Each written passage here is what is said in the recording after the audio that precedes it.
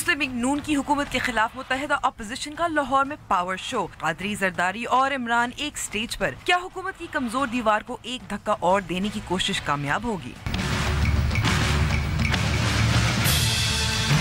Punjab food authority का पीने का पानी बनाने वाली कंपनीज पर एक्शन। 14 ब्रांड्स की सैंपलिंग में एक भी मिनरल वाटर करार नहीं दिया गया। अस्सलाम वालेकुम and welcome to news wise. मैं हूं अंबर शमसी। क्या लाहौर माल रोड पाकिस्तान मुस्लिम लीग नून की हुकूमत के खात्मे की जानिब इब्तिदाई कदम है? तारुल कादरी, इमरान खान और आसिफ अली जरदारी को एक पंडाल पर तो ले आए, लेकिन एक वक्त में नहीं। जलसा जारी है, लेकिन क्या ये धरने में तब्दील हो सकेगा? और मॉडल टाउन के हलाकशुदगान और कसूर के बच्चों के को इंसाफ भी इससे मिल सकेगा या नहीं? और कुछ जिक्र कसूर की ज़ैनब का। रॉयटर्स जो खबर रसाई इदारा है उसकी इत्तला के मुताबिक ज़ैनब और 8 दीगर बच्चों का मुबैना कातिल और रेपिस्ट हिरासत में ले लिया गया है।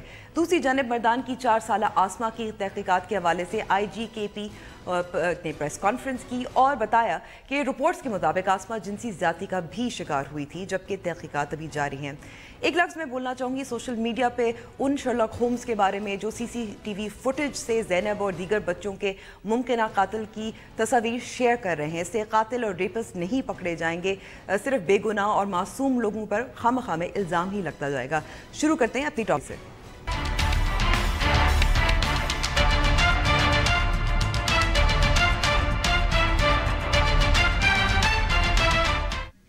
आज मुश्तरका अपोजिशन का पावर शो, इस पर बात करने के लिए हमारे साथ मौजूद है पाकिस्तान मुस्लिम लीग नून की रहनुमा उज़मा बुखारी और तज्ज़ियाकार सहाफ़ी आमिर अहमद खान। आप दोनों का बहुत बहुत शुक्रिया वक्त देने का।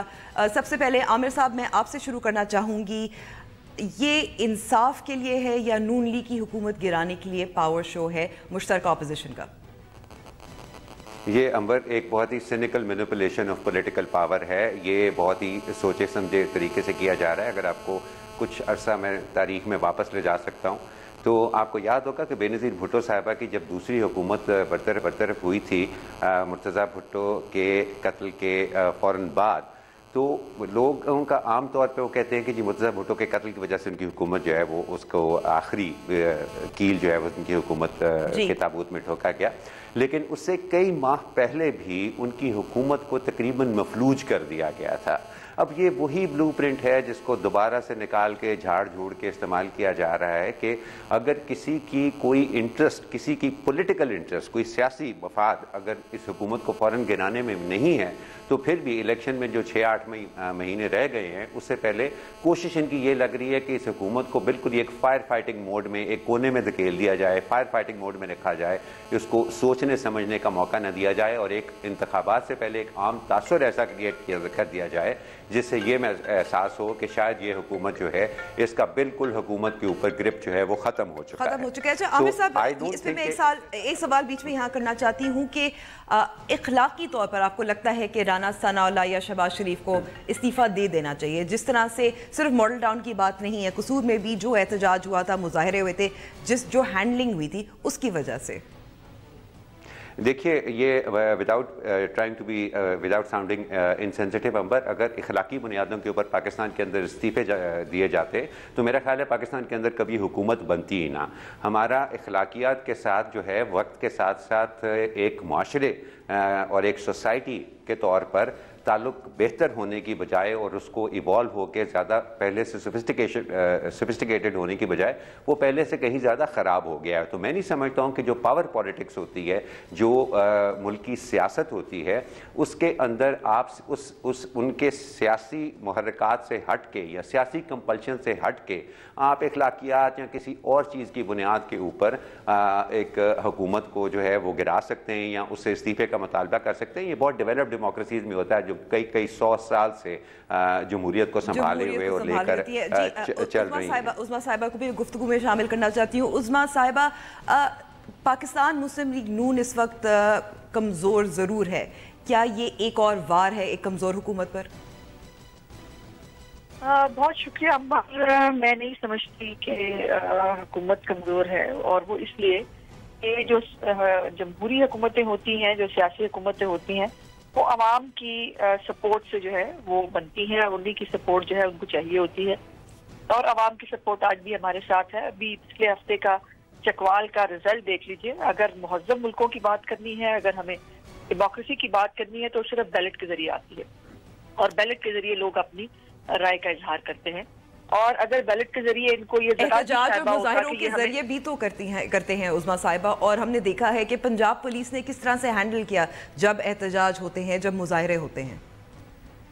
ये दो मुख्तलिफ चीजें हैं। बस मेरी इसमें राय ये है कि एहतजाज किसी एक इशू के ऊपर चंद लोगों का करना वो एज ए होल को सोसाइटी पूरी को रिप्रेजेंट उस तरह से नहीं कर रहा होता है। कोई ना कोई लोकल इशू होता है, कोई नेशनल इशू किसी तौर पे आप कह सकते हैं। और जो हैंडलिंग की बात है, आप दुरुस्त कह रही हैं, हमसे गलतियां हुई हैं और उन गलतियों पे हम शर्मिंदा भी हैं और परेशान भी हैं कि हमें नहीं समझ में आ रहा कि आखिर ये हमारी गवर्नमेंट के अंदर जो है ये कौन किस एजेंडे पे काम कर रहा है।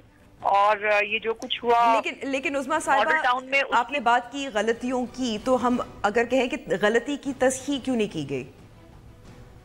गलती की तस्हीह करने की कोशिश तो हम अब भी कर रहे हैं। अगर आप जैनब वाले केस की बात करें तो तमाम तर एफर्ट जो है हमारी वो जैनब के केस के हवाले से हैं, और खास तौर पे जो पिछले केसेस हैं जिनमें एक ही इंसान इन्वॉल्व है उसके हवाले से तमाम तर तवानाइयाँ जो है वो सर्व की जा रही हैं इसको करने को। लेकिन मेरा सवाल ये है कि पंजाब के अंदर होने वाले इश्यूज के ऊपर जो है सियासत की जाए, उसमें बच्चियों को भी नहीं बख्शा जा रहा। अब जो अपने मर्दान में जो आसमा है बच्ची, वो भी तो इस कौम की बच्ची है, उसकी तकलीफ भी उतनी ही तकलीफ है जिस बेईमाना तरीके से उसको जो है वो किया गया। और जब हम ये कहते रहे मुख्तलिफ जगहों पर, मैंने कहा और मेरे से आर्गूमेंट कर रहे थे पीटीआई के लोग, मैंने कहा कि खुदारा ऐसे ना कीजिए, ये एक नेशनल इशू है, हमारे मुल्क में हर जगह पर ये बच्चियों के हवाले से मामलात सामने आ रहे हैं, हमें मिलकर इसके ऊपर स्ट्रेटेजी प्लान करनी चाहिए, मिलकर ऊपर स्ट्रेटेजी प्लान करनी चाहिए होगी। आमिर साहब, आपको लगता है कि ज़ैनब के केस पर सियासत खेली गई है?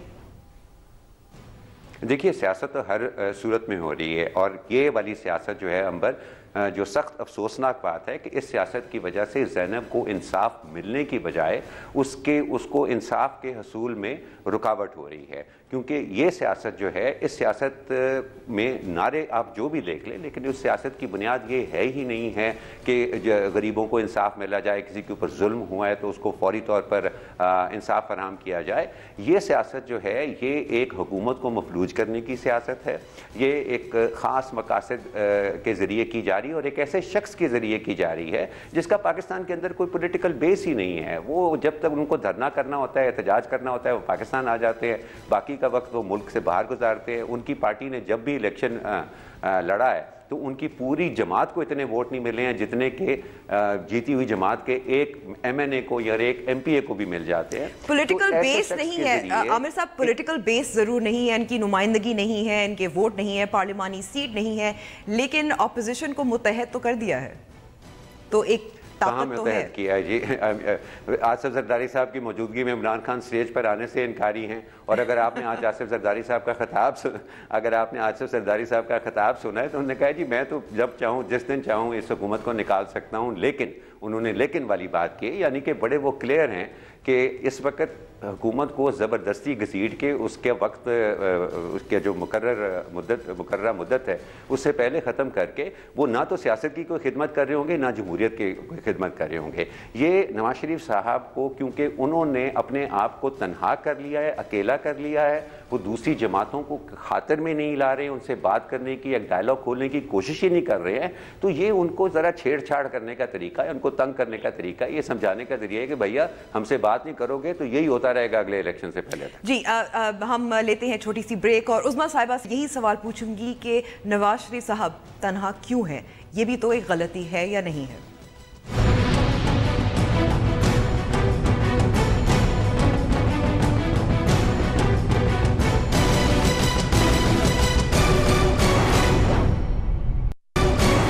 फिर खुश आमदीद। मुश्तरका अपोजिशन का लाहौर माल रोड पर पावर शो। उज़मा बुखारी साहिबा, ब्रेक से पहले आमिर साहब कह रहे थे कि नवाज शरीफ ने खुद अपने आप को तनहा भी छोड़ दिया, तनहा कर दिया, तो ये भी एक सियासी गलती तो थी जिसका अब खमियाजा क्या पाकिस्तान मुस्लिम लीग नून भुगत रही है? नहीं अंबर, काश बात इतनी सिंपल होती, बात इतनी सिंपल नहीं है। और वो इसलिए कि नवाज शरीफ साहब जो हैं, ये जिस मैंडेट के साथ आए थे वो मैंडेट तो पहले दिन से हजम नहीं हुआ तमाम पॉलिटिकल पार्टीज से। वो जरदारी साहब हो, वो कोई और हो, 4.5 साल से हमारे इस्तीफे लेने निकले हुए हैं, और हमारी गवर्नमेंट को डिस्टेबलाइज करने की कोशिशें कर रहे हैं। लेकिन इस मैंडेट से आपको लगता है उस्मा साहिबा, इस मैंडेट से कुछ एरोगेंस भी आ गई कि तमाम सियासी जमातों को मुख्तलिफ इशूज पर साथ नहीं लेकर चले? नहीं, ऐसे नहीं है। अगर आप पिछले 4.5 साल में देखो तो हर इशू पे, जितने भी कौमी इशूज पे, उस पर सब साथ थे।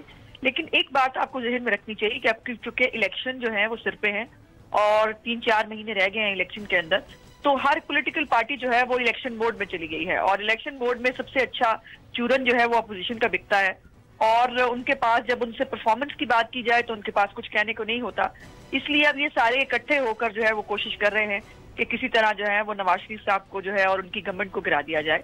और अब तो बहुत क्लियर है, जो उनका स्लोगन है कि वो गिराना चाहते हैं हुकूमत को, बड़ा क्लियर कट कह चुके हैं। दूसरा मेरा सवाल ये है बड़ा इंपॉर्टेंट इसके अंदर कि अगर आप तकरीरें भी सुने और इनका जो बड़ा स्टेज के ऊपर बड़ा वाला वो बैनर सा लगा हुआ है उस पर उन्होंने इंसाफ इंसाफ इंसाफ के जो है वो लिखा हुआ है। तो इंसाफ तो अदालतें देती हैं, हुकूमतें नहीं देती। और इनका केस एंटी टेररिस्ट कोर्ट के अंदर चल रहा है जहां ये जो है वो मुख्तलिफ हीलों बहानों से भाग रहे हैं। और असल में मौक़िफ़ ये है कि इंसाफ तब तक नहीं मिलेगा जब तक शहबाज शरीफ साहब या राना सनाउल्लाह साहब हुकूमत में रहेंगे और इन्फ्लुएंस करेंगे। नहीं, देखिए ये अजीब बात है। अब ये खुद एक दूसरे जो पॉइंट ऑफ व्यू है उसकी जो है वो कॉन्ट्रडिक्शन है। एक तरफ वो कहते हैं अदलिया आजाद बहुत है, एक तरफ वो कहते हैं कि अदलिया से फैसले बड़े अच्छे आ रहे हैं और अदलिया जो है वो खड़ी हो गई है शहबाज शरीफ फैमिली के खिलाफ। तो फिर ये क्या बात हुई कि जहां आपको जब आपको पेश होकर साबित करना है कि शहबाज शरीफ और राना सनाउल्लाह का हाथ है। आपको मैं याद करवा दूं कि इन्होंने जो वो एम्पायर की उंगली जब ढूंढने निकले थे और इन्होंने एक FIR के साथ ही वापस आ गए थे, इन्होंने FIR दर्ज कराई पूरे पाकिस्तान की फेडरल कैबिनेट और जो हमारी प्रोविंशियल कैबिनेट है सबके नाम डाले उसके अंदर। लेकिन उसके बाद क्या हुआ कि उनको चालान तक नहीं किया एंटी टेररिस्ट कोर्ट ने। उन्होंने बार बार कहा कि कुछ सबूत दीजिए ताकि हम इनको समन कर सके, इनको बुलाएं, इनको चालान करें।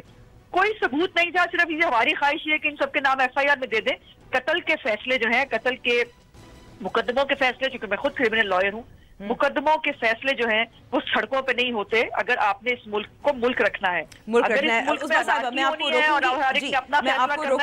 आपको रोकूंगी। आपने एक पॉइंट जो उस पर मैं आमिर साहब से सवाल करना चाहती हूँ। आमिर साहब, क्या भारी मैंडेट का नारा जो है मियां नवाज शरीफ की कमजोरी रहा है? मेरा ख्याल है हमेशा रहा है। ये पहली दफ़ा नहीं है कि उनको भारी मैंडेट मिला है। अंबर, लेट्स नॉट फॉरगेट कि उनको वो जब भी हुकूमत में आए हैं, और ये एक बुनियादी फ़र्क रहा है मुस्लिम लीग नवाज़ और पीपल्स पार्टी के बीच में कि मुस्लिम लीग नवाज़ की जब भी हुकूमत बनी है वो बहुत ही बड़े और बड़े ही क्लियर मैंडेट की वजह की बुनियाद के ऊपर बनी है। उसकी वजूहात चाहे जो भी हों, लेकिन हर दफ़ा हमने ये देखा है कि हुकूमत में आके उस भारी मैंडेट का एक गलत मतलब लिया जाता है और उसका मतलब ये लिया जाता है कि जी अब हमें क्योंकि ये मैंडेट मिला है इसलिए जो हमारी ख्वाहिश है और जैसे हम चाहते हैं हम वो करेंगे।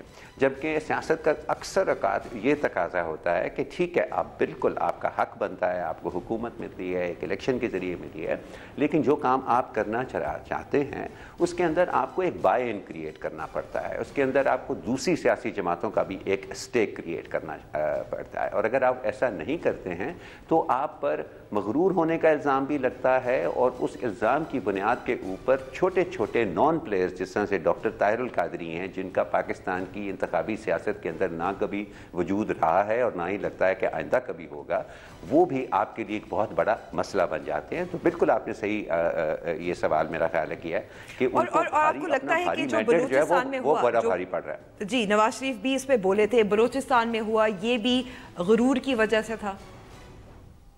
देखिए, बलूचिस्तान के अंदर जो हुआ ना वो उस चीज़ का तसलसल है जो पनामा केस से शुरू हुई है और वहाँ से लेकर अब तक पाकिस्तान की जो रियासती इदारे हैं, पाकिस्तान की जो आपको पता है पाकिस्तान के अंदर इक़्तिदार सियासत और फ़ौज के अंदर बटा हुआ होता है, तो जो दूसरी जानिब है उसकी तरफ से ये कोशिश कि इनको हर वक्त एक फायर फाइटिंग मोड में रखा जाए और उनको सांस लेने की फुर्सत ना दी जाए। वरना क्या वजह है अंबर शम्सी कि एकदम से बैठे बैठे लोगों को ख्याल आया कि बलूचिस्तान के लोग जो हैं वो बलूचिस्तान के चीफ मिनिस्टर से खुश नहीं है और उनको बदल दो। वो एक छोटा सा सूबा है, वहाँ पर मैनेजेबल थी इस तरह की मैनिपुलेशन।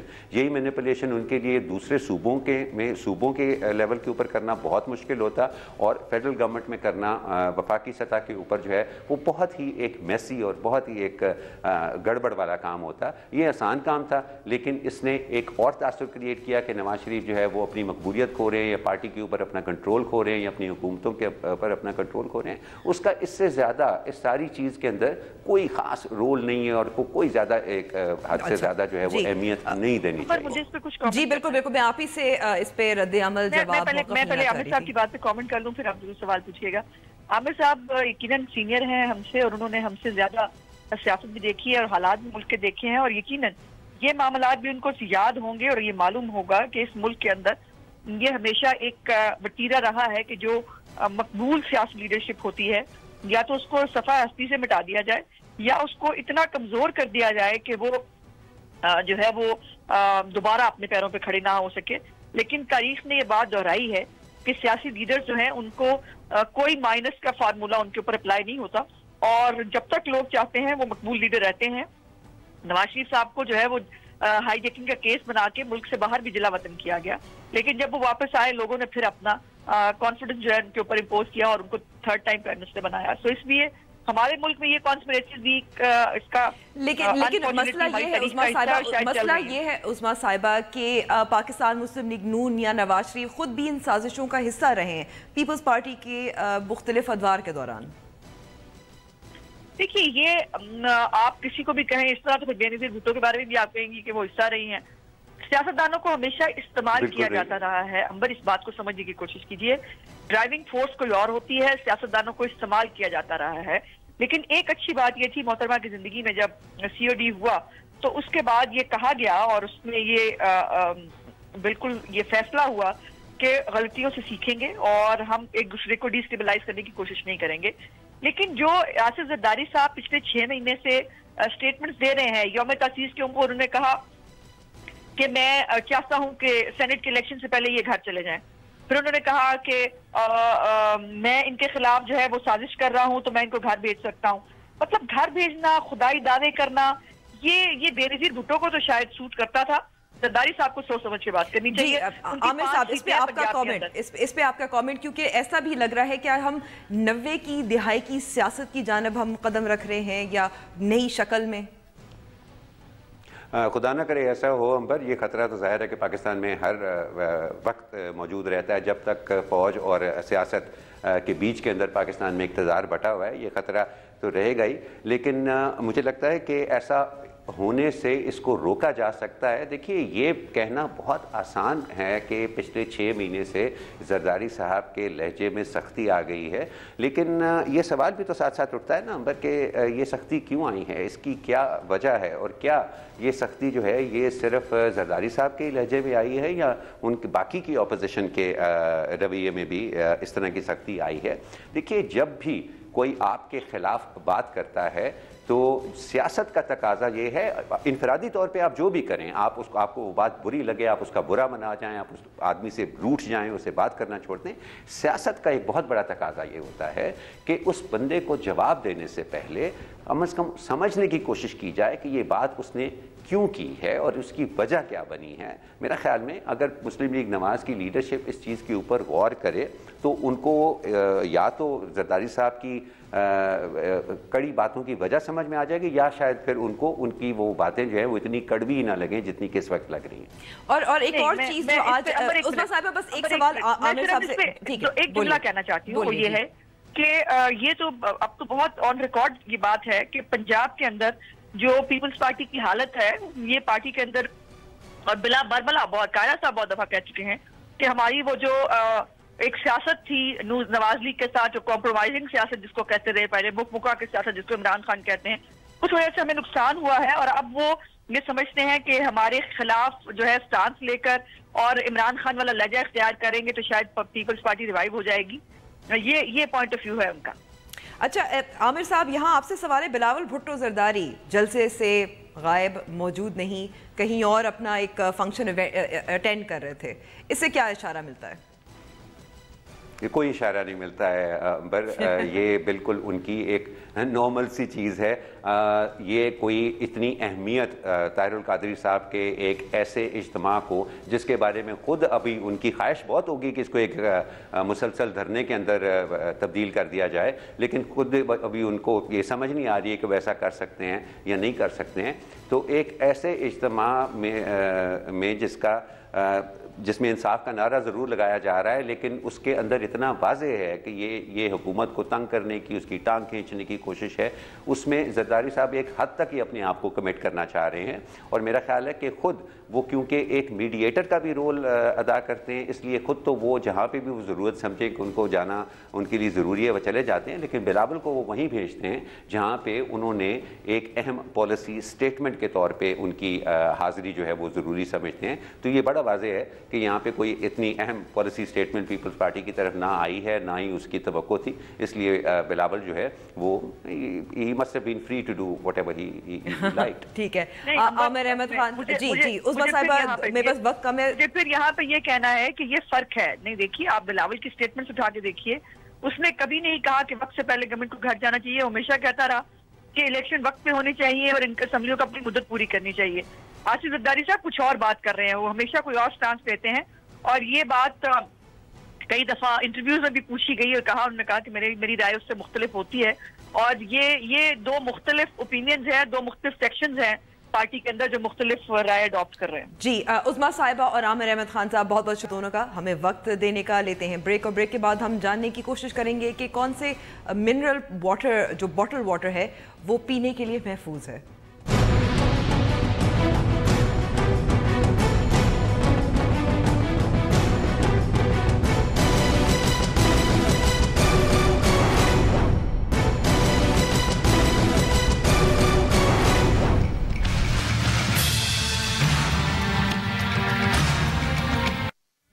पंजाब फूड अथॉरिटी की जानिब से पीने का पानी बनाने वाली कंपनीज के खिलाफ क्रैकडाउन के हवाले से बात करेंगे डीजी पंजाब फूड अथॉरिटी नूर अल अमीन मेंगल साहब से।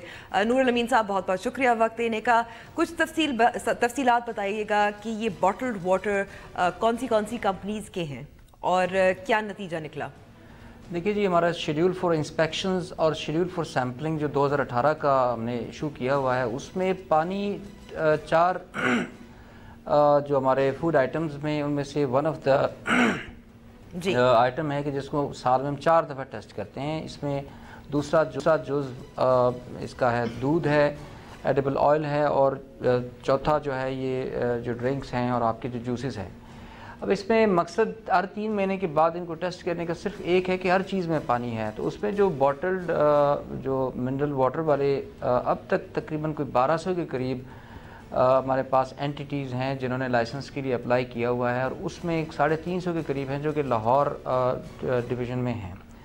इसमें जो है जो हमारा दिसंबर का जो टेस्ट था, उसमें जो है वो आपने जो बात की, उसमें 12 के करीब सैंपल्स थे ऐसे जो कि हफ्ता पहले हमें प्रोहिबिशन ऑर्डर को सर्व करना पड़ा, और उसके अलावा 22 के करीब ऐसे थे कि जो कल हमने जिनको प्रोहिबिशन ऑर्डर हमने सर्व किया कि जी पहले अपना आप जो है वो प्रोडक्शन अपनी रोकें और अपना स्टॉक हम उनका सीज कर देते हैं। अच्छा, तो प्रोडक्शन क्यों रोकने पर पाबंदी, वजह? देखिए, हम इनके सैंपल्स लेके जितने इंटरनेशनली एक्रेडिटेड हमारे लेबॉरेटरीज़ हैं, जिस तरह PCSIR है और 1-2 और भी हैं जो इंटरनेशनली एक्रेडिटेड हैं और सर्टिफाइड हैं, वहाँ पे अगर कोई ऐसी चीज़ इनके स्टैंडर्ड्स लेड डाउन है, लाइक आर्सेनिक का एक लेवल होगा, इसी तरह कॉलिफॉर्म है, कोई और कोई हैवी मेटल्स खुदा ना खास्ता को उस पर निकल आएँ, तो वो चीज़ें अगर निकलती हैं तो फिर on the basis of those laboratory report जो है, on the basis of that evidence हम उनको मना करते हैं। एक तो हम उनसे बुला के नोटिस दे के सर्व करवाते हैं, उनको हम प्रोहिबिशन सर्व करते हैं। तो उसके बाद फिर कंपनी के पास एक राइट ऑफ अपील भी होता है कि जी हमें वी डू नॉट एग्री, या हमें अपनी ऑब्जर्वेशन हैं, हम इसको आप किसी और 2 टेस्ट से आप लैब से जो इंटरनेशनली एक्रेडिटेड है वहाँ से टेस्ट कराएँ। अगर ये सैंपल्स उनके वहाँ भी फेल हो जाते हैं तो फिर हम विड्रॉल का, डिस्कार्ड का ऑर्डर हम प्लेस करते हैं। हम प्यूरेटिव जो एक प्रोसेस है वो शुरू हो जाता है, जिसमें हम उनको जुर्माना या उनकी हिस्ट्री शीट बननी शुरू हो जाती है, जिसमें जुर्माना एक दफ़ा सील करने के बाद उनका लाइसेंस भी कैंसिल हो सकता है। तो अभी अपील की है इन कंपनीज ने? जी, इन्होंने बिल्कुल अपील की है। जो हमारे प्रोटोकॉल हैं उसमें हम 5 सैंपल उठाते हैं और उसमें से एक आध इस तरह का रेफरेंस हम रखते हैं कि इस बैच का अगर लेट्स से इनका ये फेल हो गया तो बाकी जो है वो राइट ऑफ अपील बिल्कुल उनका है, लेकिन अगर उसमें वो फेल हो जाते हैं तो फिर जो है वो they have no other reason but to withdraw there. और अभी तक किन कंपनीज पर पाबंदी लगाई गई है? देखिए, इसमें कुछ मल्टी नेशनल कंपनीज़ हैं, कुछ यहाँ पे हमारे नेशनल लेवल की हैं, कुछ लोकल लेवल की भी हैं। मकसद हमारा अगर आप बता सकते हैं ताकि नाजरीन में मालूमात। जी बिल्कुल, हमें बताने में कोई वो नहीं है because we have credible evidence. उसमें जो है ये कैनले है जो कि आर्सेनिक का जो थ्रेशोल्ड था उनका कि जी उनका 10 ppm से ज़्यादा नहीं होना चाहिए, वो 15 ppm था। इसी तरह कॉलीफॉर्म था, वो एक दो और भी एक्वाफिना है, कुछ एक दो और भी हैं जो कि स्प्रिंगले है जो करशी वाले बनाते हैं। इसके अलावा और भी लोकल ब्रांड्स हैं, तो वो उनको बुला के हमने शेयर की हैं अपने रिज़ल्ट्स। और लेकिन यहाँ पे जो मैं बात करना चाह रहा हूँ वो ये नहीं है कि हमने उनका जो है ना सारा काम बंद कर देना है। हमारा काम उनकी इस्लाह है और एक जो कॉन्टिन्यूस रेगुलर चेक है उनका 3 महीने के बाद कि ये अपने पॉन्टोज़ हों, इनको ये बिल्कुल होशियार हों कि जी कोई गलत काम हो गया, कोई काम ख़राब हो गया तो पंजाब फूड अथॉरिटी ने उठा के हमारा जो है ना प्रोडक्शन बंद कर देनी हमारी जो है ना प्रोडक्ट को। तो असल इम्पॉर्टेंट चीज़ है वो एक इंस्टीट्यूशनल अरेंजमेंट है जो कि पंजाब फूड अथॉरिटी की शक्ल में, ना सिर्फ पानी तो छोड़ें 40 प्रोडक्ट्स हैं खाने पीने के जिस हम, और वो सारा आप मुआयना करते रहते हैं, चेकअप्स करते हैं और वगैरह वगैरह। लेकिन एक जो मैं सवाल जहाँ पूछना चाह रही थी बहुत अहम है कि क्या मसला ये है कि ये पानी मिनरल वाटर नहीं है या पीने के लिए साफ़ नहीं है? देखिए, हर चीज़ के स्टैंडर्ड्स होते हैं। आप एक क्लेम करते हैं कि जी ये बॉटल्ड क्लीन ड्रिंकिंग वाटर है और उसमें हमने स्टैंडर्ड्स ले डाउन किए हुए हैं पंजाब प्योर फूड रेगुलेशंस में कि जी इसमें ये कंटेंट्स होने चाहिए और इसमें ये चीज़ें नहीं होनी चाहिए जो कि अनसेफ हों। उसमें कुछ किसी का रेंज है, कोई ज़ीरो लिमिट पे है, तो वो कंपनियां उसको कंप्लाई भी करती हैं, पूरी दुनिया में करती हैं उसके। We are following codex, we are following standard जो कि PSQC ने जो ले डाउन किया, हमारे अपने स्टैंडर्ड्स हैं। और इसमें वो जो है असल इशू ये है कि आज तक किसी ने इनको चेक नहीं किया, आज तक किसी ने दरवाजे नहीं खटखटाया, आज तक किसी ने इनके सैंपल्स नहीं लिए, या इस तरह हमने एक जो सख्त चेक है वो नहीं रखा है, हमने इसको पब्लिक नहीं किया। वो हम कर रहे हैं ताकि इन पे प्रेशर रहे पब्लिक का और ये अपनी चीज़ें मामला ठीक रखें। और जो बैनुल-अक़वामी कंपनीज़ हैं, ज़ाहिर है उनके मयार भी वहाँ बाहर से आते हैं, बैनुल-अक़वामी मयार हैं। तो मसला लोकल जो फैक्ट्रीज जो बनाती हैं यहाँ है का है या क्योंकि इन पे चेक नहीं होता? देखिए, जो मल्टी नेशनल कंपनीज़ हैं उनके मामलात काफ़ी बेहतर होते हैं, उन पे अपने उनके इंस्टीट्यूशनल चेक्स भी होते हैं exactly. जो आते हैं, लेकिन हमारी उनसे एक्सपेक्टेशंस ज़्यादा होती हैं वो। और जो गवालबंडी में लेट्स से एक अल्लाह देता है जो लोकल एंटरप्रेन्योर है उस पर हम दोनों में फ़र्क बहुत रखते हैं। उनसे हम एक्सपेक्ट नहीं करते हैं कि उनका जो काम है उसमें 19-20 हो। ठीक है, डाउन बिलो वाला अगर एस्पायर कर रहा है उसको हम हेल्प करते हैं, थोड़ा बहुत उसको ऑन द राइट साइड रखते हैं। लेकिन MNCs जो हैं उनके स्टैंडर्ड्स बिल्कुल इसी तरह जो हमारे 5 स्टार होटल हैं या एक रेस्टोरेंट है उसके भी हम एक्सपेक्टेशन बड़ी डिफरेंस है। हम एक को हम यहाँ रखते हैं, एक को हम नीचे वाले थ्रेशोल्ड पे रखते हैं। तो आपका कहना है कि जो मयार पंजाब फूड अथॉरिटी के मयार हैं, क़वानीन हैं, उस पर ये मल्टी नेशनल कंपनीज़ का जो बॉटल्ड वाटर है उस पर पूरा नहीं उतरता, उसकी खिलाफ वर्जी होती है या बैनुल-अक़वामी मयार की खिलाफ वर्जी भी? जी देखिए, इसमें कॉलीफॉर्म इज़ बैक्टीरिया और arsenic is something which is poisonous. उसका जो लेवल है वो है 10 ppm, 10 पार्ट्स पर मिलियन की इजाज़त है, पर मिलियन की इजाज़त है जो कि WHO ने ले डाउन की हुई है। इनका ये नहीं है कि वो खुदा न खासा बहुत ही ख़राब है तो बिल्कुल ही जो है ना, इट इज़ 15 ppm जो रिज़ल्ट्स निकले हुए हैं उसके, वो डेंजरस जोन में नहीं है, लेकिन बट होना नहीं चाहिए। अगर 10 है तो उसको 10 से कम होना चाहिए, उसको 10 से कम ही होना चाहिए। उसको 3 पार्ट पर मिली में है, 0 पे है जो बड़ी अच्छी बात है, 1 पे हो, 2 पे हो, जो सेफ साइड है उस पे हो। और इसमें मेरे ख्याल में पंजाब फूड अथॉरिटी जो है ना अच्छा काम कर रही है। हमने जो एक institutional arrangement in the shape of schedule for inspection और शेड्यूल फॉर सैम्पलिंग जो निकाला हुआ है 2018 का, और 2019 में भी आता रहेगा, 20 में भी आता रहेगा, मैं हूँ नहीं हूँ, तो ये एक ऐसी ये आपने इंटरेस्टिंग बात की, आप हैं या ना है, क्योंकि कुछ ना हुए तो क्योंकि कुछ बात ये भी चल रही है कि कंपनीज की प्रेशर दबाव की वजह से आपको ट्रांसफ़र किया जा रहा है। देखिए मेरी कोशिश, मैं यहाँ पे मतलब मेरी ये तो नहीं है कि this is my first and last posting, I have to move out today और टुमारो, लेकिन हमने ये कोशिश की है कि यहाँ पे 10 डायरेक्टरेट्स हमने बना दी हैं। We have 10 officers from Pakistan administrative service जो कि डिप्टी कमिश्नर रैंक के हैं, कमिश्नर रैंक के हैं, वो यहाँ पे काम कर रहे हैं। Then we have 16 set of laws जो हमने पास कर दिए हैं। फिर इसी तरह 2000 के करीब हमारे फूड सेफ्टी ऑफिसर्स हैं which act like an army, के जाके शुगर मिल्स देखने हैं, फ्लोर मिल्स देखने हैं, घी मिलें देखनी हैं, अपने बेवरेज वाले देखने हैं।